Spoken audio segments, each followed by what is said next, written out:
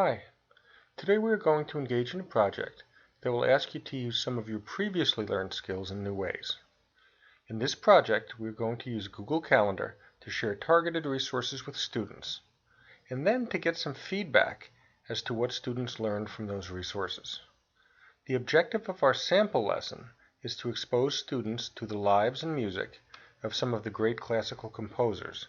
However, keep in mind that this model is extremely flexible and can be used with a wide variety of topics. I particularly like this type of activity because it explores a more sophisticated use of some simple tools and allows teachers to really leverage their knowledge and creativity. Okay, let's get started. In this project, I plan to introduce a new composer about every 2 weeks. We'll provide resources to students and conduct a check for understanding. As you can see, I've created a dedicated calendar for use with this project. This is important because it'll allow me to share only these resources with students.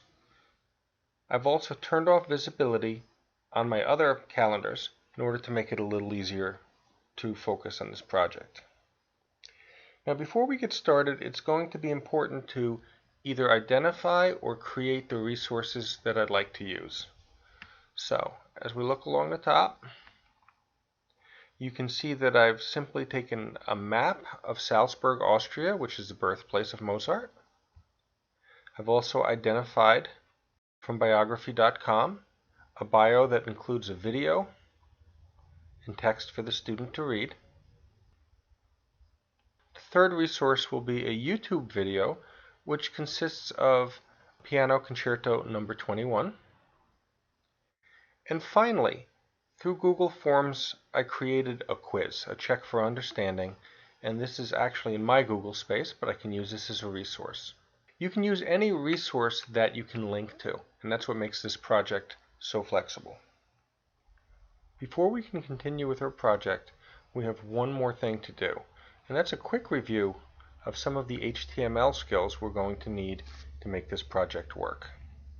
So I'm going to open Notepad, and we'll go over 3 different tags that we're going to need to use to get this to work correctly.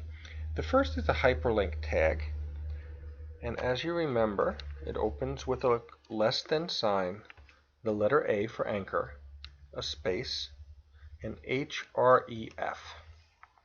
Now we're going to add an equal sign and 2 sets of quotes, and then we can close that tag with the greater than sign.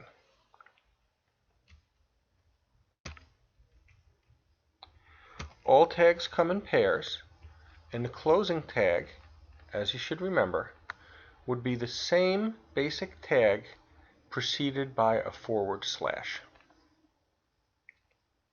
In between the 2 tags would go the text that would be displayed on the page. So I could say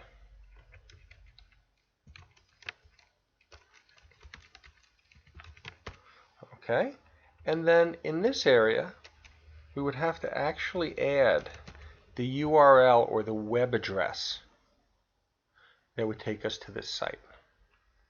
So we'll do that in a couple of minutes.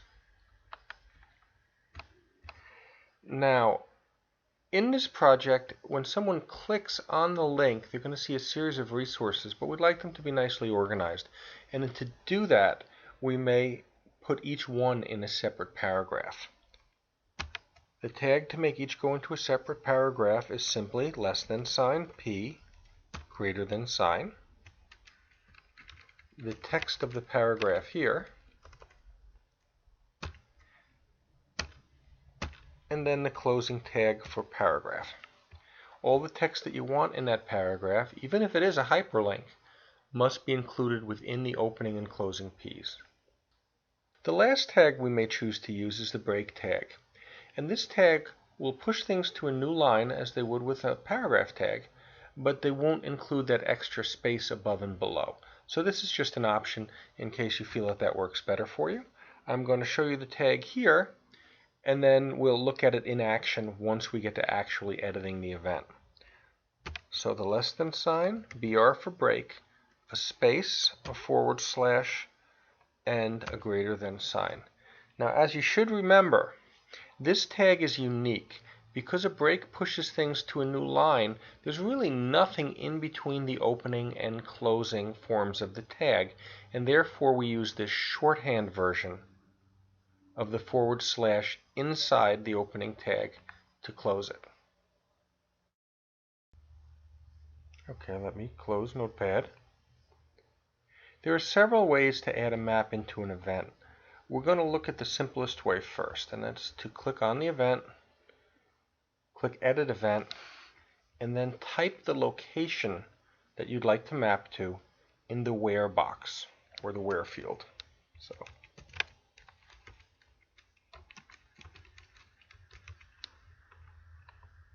when that's done, you can save it. Now, something to consider is that you're logged into your calendar as the owner or the administrator of this calendar, and when you share this, the view that other people see will be slightly different. So we'd like to get to that view now so we can see it as your students would see it.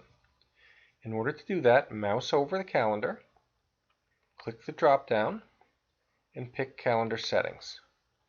This may open to Calendar Details or to the Share This Calendar tab, depending on the last time you accessed it. So you want to go to Calendar Details. You want to scroll down until you get to the Calendar Address section and look across and find the link for the HTML version of the calendar address. Click that, and this link will be the link that others can use to get to your calendar. Okay, now you can copy this, and paste it into an email and send it to students. You can post it to a website as a hyperlink. All that will work fine. For right now, I'm simply going to right click on it and say Open in New Tab, because I would just like to preview it. Then I'm going to close, scroll up, and go back to the calendar so that I can continue my work. Now the new tab is opened. When I go to it, you'll notice that it's currently on November 2014, but my events were on October, so I'm going to have to go back to October. There they are. And now I'm going to click on the first one to see if my map was created. And you can see when I click on it now, there's this Where category. And you can also see that next to the address, I forgot to capitalize this, so I'm going to have to go back and edit that, but that the link to the map does exist here. So when I click it, it does a Google search of maps and brings you to this map. And come back to the calendar. Next thing I'd like to do is I'd like to add some hyperlinks to these other resources. So the first thing I'm going to do is I'm going to go to that biography page. I'm going to click on the address, and then I'm going to right click and copy that address. I'll come back to calendar, click on the event, choose Edit Event, and now I want to look at this description field. This is going to allow me to do a little hack with HTML. It's going to allow me to post links to these other resources. So to start with, I'm going to put in the tag to create a hyperlink.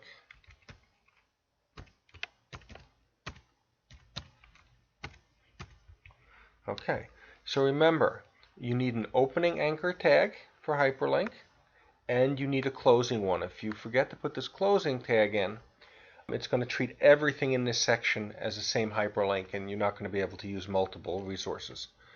So to start with, I'm going to just put some text in here that will serve as the link, and then I'll click in between those quotes and I will paste the address. Let's save that so we can preview it. Let's come back to the shared version of the calendar. If I were to click now on that event, I don't see anything different. Nothing has changed. and that's because I'm going to need to refresh this page in order to make it look back for any changes that might have occurred in the calendar. There are two ways to do that. I can use this refresh button up at the top, and different browsers will all have them. They may look a little different, but generally they look fairly similar.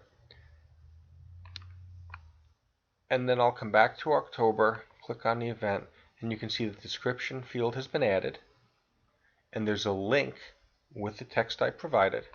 And if I click that, it opens up a new tab, and it's going to bring me to that address. So this page will load. Okay, there it is. Let me close that down. Come back here, and let's add our next resource. This is the YouTube video. So again, I'll click in there, and I'll copy the address. Come back to my calendar, edit the event, and come back into this description box. Now, I'm going to come to the next line to create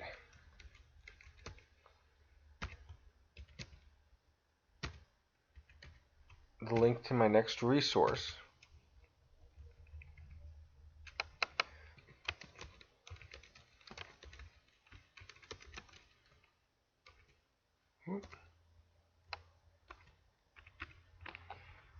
Paste that in there. And I'm going to save this and preview it. Now notice that I did push this down to a new line by hitting enter. When I come to my map, and the other way to refresh would simply be to click on the address and hit enter. That will work as well. That I now have two links.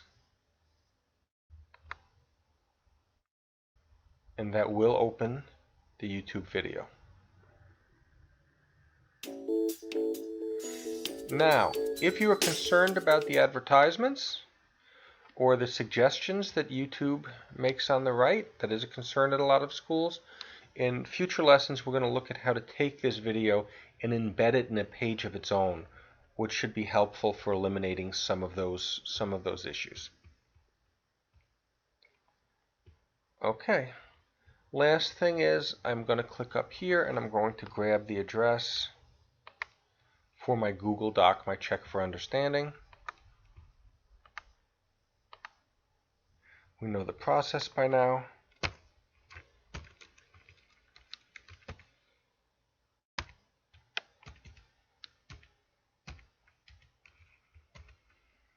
Yep.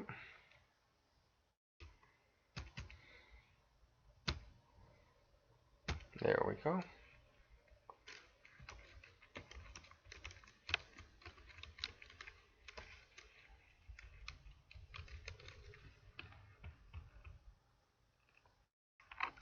And I'll paste that right in there. Save it. Refresh this. And we'll test it. And there it is. May take a second or two to load, but there it is. Okay. Next thing I want to look for is if I did want to get a little more space between these links, I simply would have to add those paragraph tags. So let's take a look at that quickly. If I wanted to put each of these hyperlinks in its own paragraph to provide some spacing around it, I would simply have to put the opening paragraph tag before the hyperlink tag and the closing paragraph tag after the closing anchor tag. So it's what we would call nesting. The anchor tag is nested within the paragraph tag. And last one.